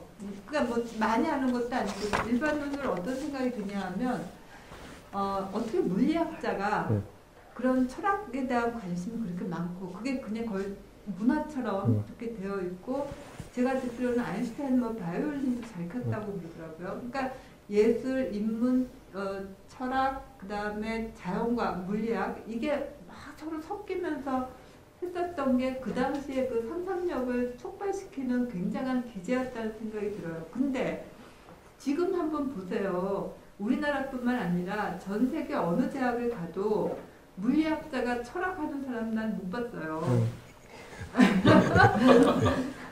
그러니까 이 물리학을 전공하면서 물리학에서 아웃풋을 내면서 철학을 같이 하고 또 인문학적 소양이 있고 그게 지금 어떤 면에서는 불가능한 구조가 아닌가. 그러면 그런 상황에서의 어떤 과학적 지식의 발전, 그 방향 이거를 모색하는 거가 영향을 끼치는지. 그러니까 첫 번째 질문은 그런 어떤 전통이 왜 끊어졌다고 생각하는지. 오히려 지금은 아웃풋을 굉장히 중요하게 생각하고 빨리 이게 상품화될 수 있고 이게 어떤 정말 그 이득을 날 수 있는 거하고 연결이 너무 그 요구되고 또 그걸 해서 그렇게 되는 건지 왜 이게 그런 좋은 역사가 왜 끊겼는지 좀 궁금합니다. 네, 정말 좋은 질문이고요. 사실은 저도 엄청 궁금했습니다. 왜냐하면 제 개인적인 얘기를 좀 하자면 어차피 오늘은 첫 모임이니까 좀 그런 재밌는 얘기. 제가 물리학과를 가게 된 이유가 뭐 여러 있겠지만 제일 결정적인 이유는 근데 저만 그런 게 아니더라고요. 제가 대학교 들어갔더니 제가 다니던 물리학과의 동기들이 거의 대부분 비슷한 그 경험을 했는데 저희가 초등학교 다닐 때 한 6학년 정도였던 것 같은데 정확히 기억은 안 나는데 칼 세이건이라고 굉장히 유명한 사실은 천체 물리학자인데요. 근데 그 사람이 코스모스라는 다큐멘터리를 찍었고 그게 이제 우리나라의 텔레비전에 방영이 된 거예요. 그게 너무 멋있는 거예요. 왜 멋있냐면 저는 뭐 당연히 그때 초등학교 그냥 물리학이 뭔지 잘 알겠어요. 근데 거기 제일 처음에 바빌론 문명부터 나와요. 그 다음에 메소포타미아, 그 다음에 뭐 이집트. 그래가지고 그게 그냥 인류의 문명사인 거예요. 그 인류의 문명사를 쫙 훑으면서 결국 나중에 화성 탐사선 얘기, 은하계 얘기. 그러니까 뭐냐면, 물리학이 그 다큐멘터리를 보면, 제 동기들도 만나면 맨날 그런 얘기를 했는데, 대학 들어가서. 그 다큐멘터리를 보면 물리학이라는 학문은 하여튼 중요하고 의미 있는 질문은 다 던지고 거기에 대한 해답을 찾는 학문같이 묘사가 돼 있었던 거예요. 그러니까 너무 멋있잖아요. 그래가지고, 이거 어떻게 보면 속은 거죠. 그래가지고 다 들어갔는데, 들어갔더니, 그게 아닌 거예요. 예를 들어서, 제가 이제 수업 시간에, 이게 진짜 있었던 일인데요. 정말로. 양자역학 수업 시간에, 양자역학을 배우면서, 그러니까 물리학과 들어갔더니 계속 계산만 시키는 거예요. 맨날 계산만 하고 수학만. 제가 수학을 싫어하진 않지만, 이런 거 말고 뭔가 이렇게 좀, 이런 철학적인 이런 것도 좀 공부하죠. 전혀 안 배우는 거예요. 그래서, 뭐 맨날 계산만, 그래서 양자역학 수업 시간에 손을 들어가지고, 당시 이제 그 교수님한테, 선생님, 슈레딩거 고양이가 살아있는 건가요? 죽어있는 건가요? 뭐 이런 얘기를 물어봤어요. 여쭤봤더니 그 선생님이 한숨을 푹 쉬면서 그런 건 철학과 가서 물어봐. 우리는 물리학 가서 그런 거 안 해. 예? 저는 그런 거 하는 줄 알고서는. 근데 이게 그럼 도대체 어떻게 된 건가 봤더니 선생님 그 질문에 다행히 그러니까 제 개인적 견해가 아니라 학계에 합의된 견해가 있어요. 다행히. 그러니까 정답이 있어요. 어떻게 보면. 이게 미국으로 물리학의 주도권이 넘어가면서 학문의 주도권이 넘어가면서 그러니까 미국을 폄하하는 게 아니라 미국은 굉장히 실용주의 전통이 강하잖아요. 뭔가 해내는 것, 어떤 결과를 내는 것, 그다음에 업적주의 되게 강하고 논문 편수, 뭐 노벨상 받고 뭐 이런 것들 그런 것들로 강조가 되는 미국으로 물리학의 주도권이 넘어가면서 실제로 그 물리학자가 20세기 초까지만 해도 예를 들어서 요 시기까지만 해도 물론 오해는 하지 마실게요. 그 당시에도 이렇게 탑 클래스 물리학자가 아닌 사람들은 철학에 관심도 별로 없고 사실 철학에 대해서 잘 알지도 못하죠. 근데 이제 정말 탑 클래스 물리학자들은 실제로 자기가 아까 말씀하신 물리학 연구를 하면서도 그것의 인식론적 이게 내가 이걸 진짜 이 전자를 정말 본다고 할 수 있을까? 하이젠베르크. 그 다음에 보호처럼 우리가 쓰는 개념이라는 게 어차피 상보적인 거 아닌가? 이 개념을 쓰면 이 개념 못 쓰고 이런 논의들을 집중적으로 하고 상당히 그 철학적으로 그 잘 균형 잡힌 견해들을 발표하고 근데 물론 이제 철학적으로 세련미는 좀 떨어지겠죠 당연히. 그럼 이제 철학자들이 이 물리학 논의를 잘 알고 있는 철학자들이 또 받아가지고 그걸 라이엔바 같은 사람들이 그러니까 그런 상대방 분야하고 그 진정한 의미의 협동이 정말 잘 이루어질 수 있는 그런 방식으로 과학 연구가 적어도 탑 클래스에서는 이루어졌거든요. 근데 이게 미국으로 가면서 예를 들어서 우리나라에도 저 책도 많이 그 출간이 된 파인만이라는 물리학자가 이제 그런 미국 물리학 정신을 어떻게 보면 대표하는데요. 물리학은 문제를 푸는 거다. 문제를 푸는 거.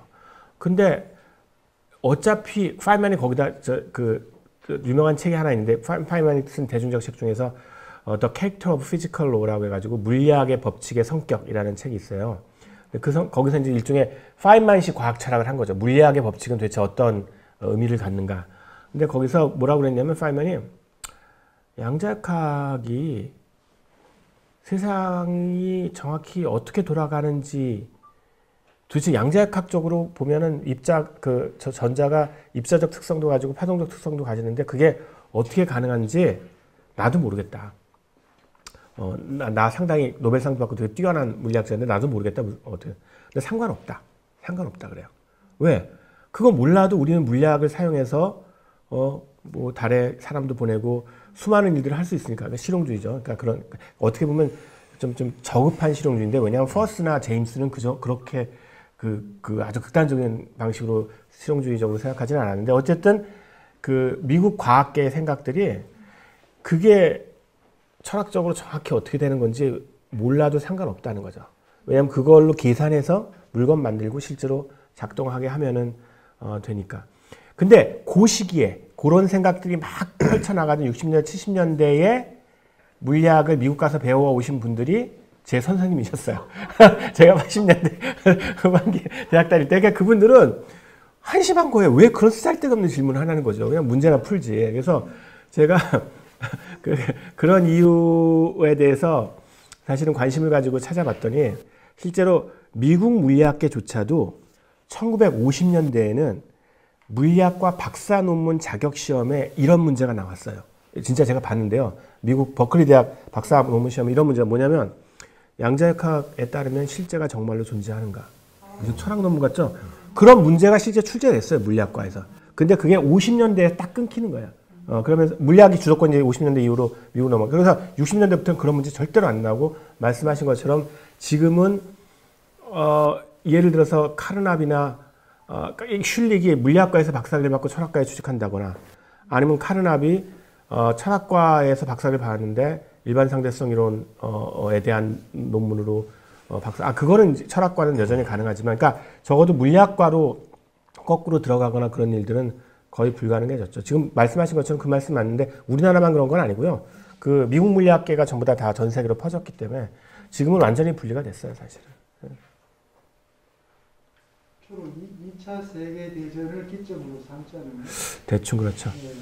그러니까 유럽의 그런 그 과학계의 문화들이 2차 세계대전을 통해서 전부 미국으로 가게 되면서 실제 미국 내에 있는 그 물리학하고 있는 실용주의자들하고 이제 연계되고 아까 말씀하신 그 메카시즘이 굉장히 중요한 그 이데올로기적 그 장치가 되죠.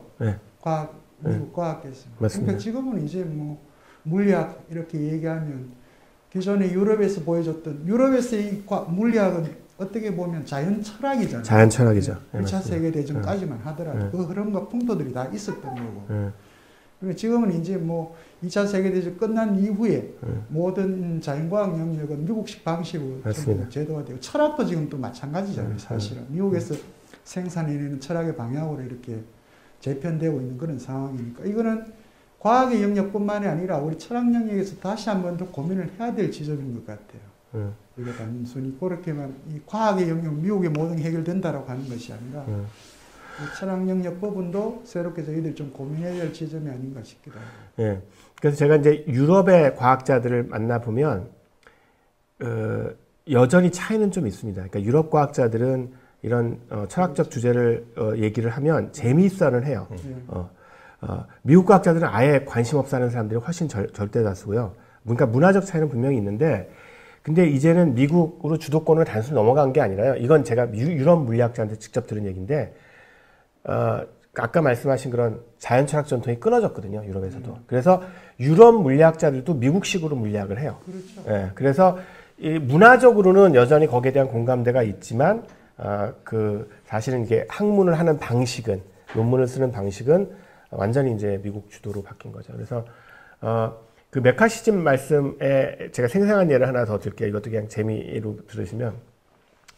이제, 이런 연구들이 다 90년대 이후에 이제 예전 그 과학 철학자들의 아카이브가 공개되면서, 왜냐면 이분들이 이제 죽을 때 이제 몇 년 있다가만 공개하라고 했거든요. 이제 여러 가지 명예나 이런 문제 때문에. 그래서, 가령 그 비엔나 모임에 대한 구체적인 자료들은 80년대 이후부터나 나오기 시작했고요. 그 미국 과학 철학자들 관련된 그런 생생한 서간이, 편지라든가 이런 건 90년대 이후부터 나오게 됐는데, 카르납 편지가 되게 재밌는 편지가 하나 있어요. 카르납이 이제 라이엔바흐하고 친했는데, 라이엔바흐라는 과학 철학자가 이제 독일 과학 철학자가 있었는데, 이 사람이 노이라트 정도 수준은 아니지만 그래도 상당히 과학적 철학을 주장했거든요. 그러니까 여기서 과학적 철학이라는 건 철학을 과학으로 환원시키자는 의미가 아니라 철학을 과학처럼 세상에 도움이 되는 방식으로 엄밀하게 진행하고 그것들을 정책화하고 뭐 이런 거에 관심이, 그러니까 상당히 좀 사회주의적인 색채가 좀 있었죠. 그래서 카르납까지는 어떻게 그 미국에 안착을 했는데, 근데 라이엔바흐는 번번이 미국에 못 들어오는 거예요. 그 사상적인 문제 때문에. 그래서 카르납이 자기 동료 미국 철학자 시미센, 그러니까 자리를 이렇게 알아봐 줄 수 있는 사람한테 쓴 편지가 남아 있어요. 그 편지에서 뭐라고 그러냐면 이게 진짜인데요. 그래서 라이엔바흐가 미국을 가고 싶은데 못 오고 터키에 가서 굉장히 불행하게 지냈었거든요. 터키에서 굉장히 힘들어하는 것 같다. 거기서 뭐 얘기할 사람도 없고 연구도 못하고 많이 반성하고 있으니까 좀 자리 좀 알아봐 달라.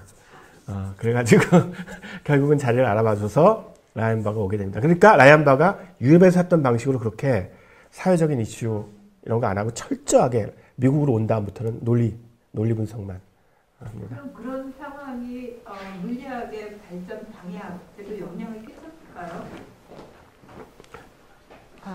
그런 상황이 물리학의 발전 방향, 어떤 영역을 연구한다 이런 식으로 하는 거에도 영향을 끼쳤을까요? 그렇죠. 그러니까 그런 식으로 미국이 주도권을 가져갔다고 해서 물리학 발전이 더뎌졌다 뭐 이런 문제는 아니고요. 예, 방향에는 분명히 영향을 끼쳤죠. 예, 왜냐하면 연구 주제 선정에 있어서 아까 말씀하신 것처럼 자연 철학자들이면 당연히 다뤘어야 할 주제는 절대로 안 다루죠. 그리고 박사 논문 주제 자체가 그렇지만 그리고 훨씬 더 테크니컬하고 그 다음에 그 수학적이고 실험적이고 그러니까 그런 주제를 유럽에서 안 했던 건 아니에요. 근데 그런 주제만으로 딱 한정이 돼서 거기만 집중적으로 그러니까 어떻게 보면 거기만 집중적으로 하니까 훨씬 더 생산적일 수 있죠. 지식의 축적은 빠를 수 있지만 거기에 대한 메타적이나 성찰적인 연구는 전혀 안 하게 된 거죠. 예전에는 그런 연구를 하고도 슐리처럼 물리학과에서 박사학위를 받을 수 있었는데 전혀 불가능해졌죠. 지금은. 대부분 이제 물리학자들은 연구 프로젝트 중심으로 군산복합체의 연구 프로젝트 중심으로 이렇게 연구 영역이 미국 쪽에서는 가버렸던. 오늘 카르납 얘기를 하셨는데 나중에 어떻게 기회가 되실지는 모르겠습니다만 저는 아까 우리 권대중 교수님도 그런 말씀을 하셨는데 제 독일 지도 교수님이 그 물리학자예요. 물리학자였고 그리고 석박사를 다 카르납을 했어요. 그러셨네요.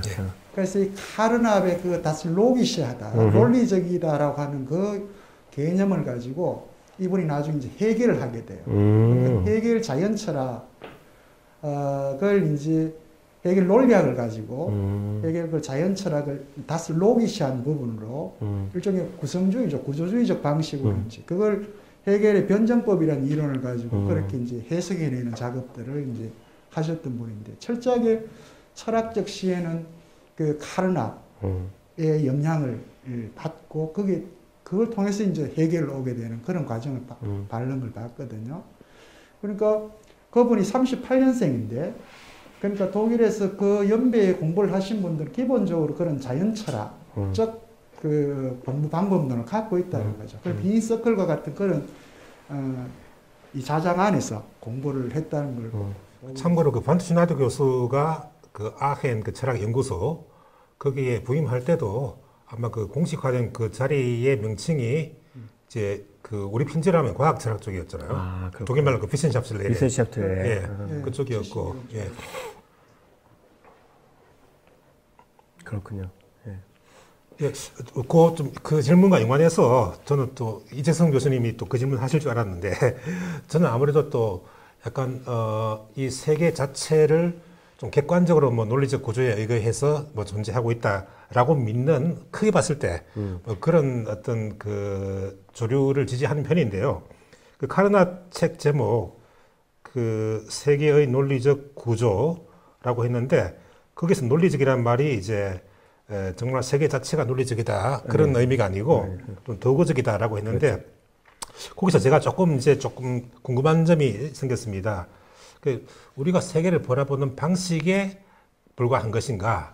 다시 말해서 어떤 그 일종의 그 필터링을 할 수 있는 또는 하나의 태도로서 거기서 그 논리적이란 말이 설명되고 있는 건지 아니면 이제 논리적인 말고 또 물리적이란 말도 같이 있다라고 있지 않습니까? 아니면 세계가 여러 가지 구조가 중층적으로 이렇게 복합되어 있는데 그 중에 물리적인 것도 있고 논리적인 것도 있다. 후자라고 한다면 그때 논리적이라고 하는 것은 일종의 좀 객관성을 지니고 있다는 말이거든요. 예. 그래서 이게 정말 주관적인 정말 틀로 그 논리적인이라는 말이 설명되고 있는 건지 아니면 전체의 세계의 그 국면들 중에 그 하나로 그것이 설명되고 있는 건지 카르납을 제가 잘 몰라서 그러니까 좀 설명해 주시면 좋겠습니다. 네, 그 훌륭한 질문이고요. 당연히 주관적이거나 도구적이거나 태도적인 거에서 그치지는 않고요. 당연히 카르납은 기본적으로 그 책 정말 재밌어요. 왜 재밌냐면요. 카르납이 그 책을 쓰는 방식 자체가 그걸 어떻게 얘기해야 되나? 그러니까 왜 소설들 중에서 동일한 사건이 있는데 그 사건을 거기에 참여했던 뭐 세 사람이 있으면 세 사람이 각각 다른 방식으로 서술하는 그런 소설들이 있잖아요. 네. 그러니까 이 사람이 본 하루를 설명한 다음에 다시 소설은 또 이 사람으로 돌아가서 아침으로 돌아가지고 다시 그런 식으로. 그러니까 카르납의 주장은 뭐냐면 거기에 그래서 그걸 오해하면 안 되는데 그 레벨이 아니에요. 그러니까 무슨 말이냐면 더 근본적인 레벨이 있고 덜 근본적인 레벨이 있고 이게 아니라 그 세 개의 레벨이 나오거든요.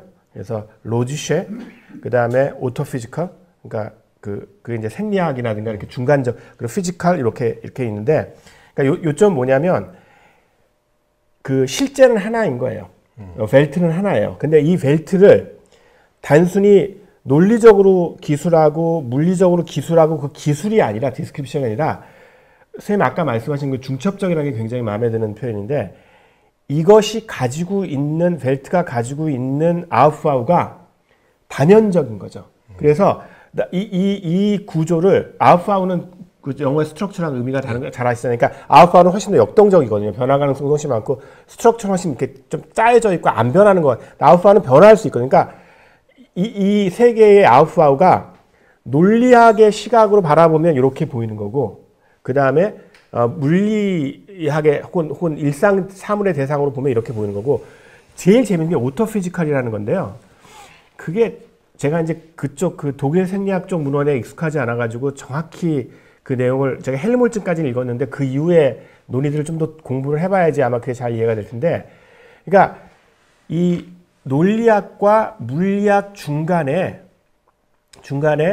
그 인간의 생리적 작용이나 인간의 감각 작용에 근거한 하나의 또 다른 그 관점이 아우프아우로 바라볼 수 있는 어떤 관점이 있다고 이제 그 생각을 한 거예요. 근데 더 중요한 건 뭐냐면 그렇게 세 개의 관점으로 이렇게 그 중첩적으로 세 개를 벨트를 보고 난 다음에 카르납이 뭘 증명하냐면 물론 그 증명 자체는 논란의 여지가 좀 있습니다. 근데 카르납이 어쨌든 책 마지막에 뭘 증명하냐면 얘네들이 이퀴벌런트하다는 걸 증명해요. 수학적으로 아이소모픽하다는 걸 증명해요. 그러니까 뭐냐면 어떻게 그러니까 이렇게 되는 거예요.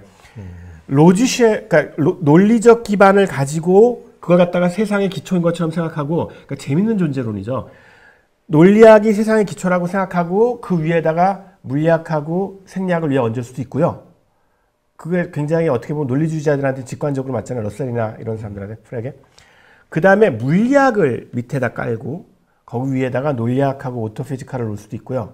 그게 이제 어떻게 보면 논리실증주의자들이 그런 태도를 취한 거죠. 슐릭 같은 경우에. 근데 그게 아니라 오토피지컬을 제일 밑에다 깔고요. 그 다음에 그 위에다 논리학하고 물리학을 놓을 수도 있다고 얘기해요. 그걸 증명해요.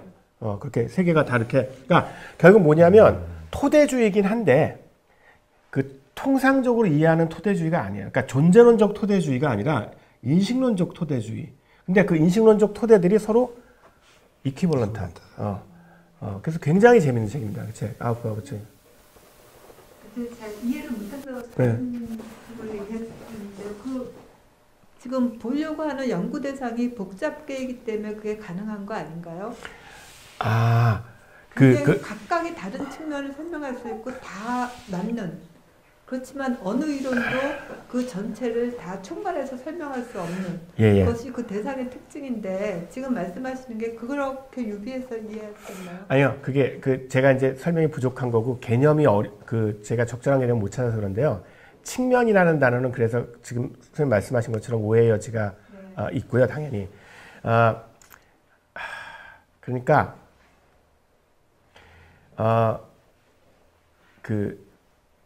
아우프아우 데어 벨트니까 그러니까 세계의 구조잖아요. 근데 그러니까 세계 자체는 아닌 거죠. 세계 자체는 아니고 세계의 어떻게 보면 핵심적인 그것의 일종의 에센스에 해당하는 그리고 세계의 핵심을 꿰뚫어 볼 수 있는 어떤 원리잖아요. 프린시플 같은 거죠. 그러면 근데 그거가 하나가 있지 않고 세 개가 있다는 거예요. 근데 이 세 개가라는 게 측면이라고 하면 왠지 이렇게 보면은 놓치고 있는 게 있고 지금 말씀하신 것처럼 이렇게 보면 놓치고 있는 게 있고 그래서 이게 워낙 복잡한 거니까 이렇게 일종의 퍼스펙티비즘, 관점주의라고 그게 아니에요. 놀랍게도 카르납은 논리학으로 온전히 다 볼 수 있어요. 그리고 물리학으로 온전히 다 볼 수 있고 그 다음에 오토피지컬하고도 온전히 다 왜냐하면 그거를 아까 제가 말씀드린 것처럼 전부 다 서술할 수 있어요. 그러니까 정보를 세계에 대한 정보를 하나도 빠지지 않고 논리학적으로도 설명할 수 있고 그 다음에 물리학적으로 설명할 수 있고 오토피지컬하게도 설명할 수 있다고 얘기해요.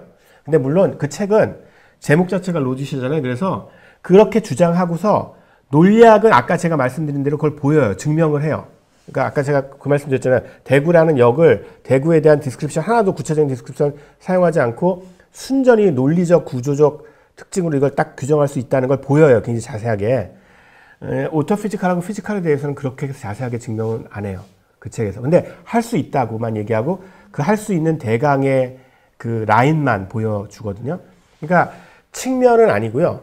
그걸 어떻게 설명해야 돼요? 그러니까 얘가 우리가 어떤 철학적 분석을 하는지에 따라서 달리 보이는데 그 달리 보이는 게 온전하게 어쨌든 파악한 거예요. 이렇게 놓치고 있는 게 전혀 없이. 좀 이상하죠. 근데 어쨌든 그렇습니다. 듣다 보니까 정말 포텐셜이 어마어마한 책 같네요. 이게. 네, 한번 읽어보세요. 선생님 되게 좋아하실 거예요. 예. 읽어보겠습니다. 시간이 조금 지금 부족하긴 한데 첫 시간이니까 제가 질문 하나 더 받도록 하겠습니다. 예, 도민생. 네, 선생님 강연 잘 들었습니다. 저는 금방 그 말씀하신 거에 연이어서 같이 되는 질문인데요. 아까 그 교수님께서 그 어떤 소설들을 보면은 사건들이 이어진다는 그런 거를 보면은 약간 그 별개의 사건들 옴니버스식으로 이렇게 나열을 단순 나열로 한 3개의 이야기를 한 다음에 전혀 그 각 스토리가 인과관계가 전혀 없이 조명을 하다가 마지막에 어떤 총체성을 보여주거든요. 우리들이 이 각각의 사건들이 전혀 뭐 시간적 선후, 뭐 공간의 어떤 같이 있거나 이런 걸 전혀 안 보여주다가 마지막에 그렇죠.